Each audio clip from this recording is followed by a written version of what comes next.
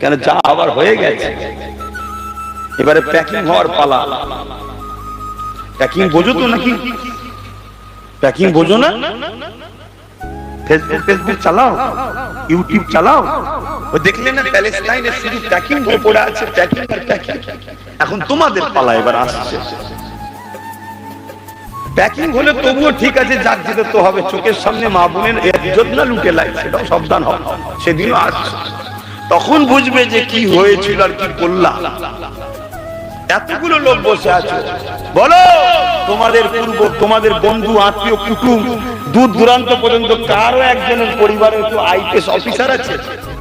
বলো কারো থাকে? বলো না যে আমার পরিবারের একজন আছে, ওই দূর সম্পদের বোনায়ের বোনাই হয়, খালা হয়, মামু হয়, তার বোনের কেউ হয়, দূরেই হোক না রে বাবা, আইপিএস অফিসার কারো আছে?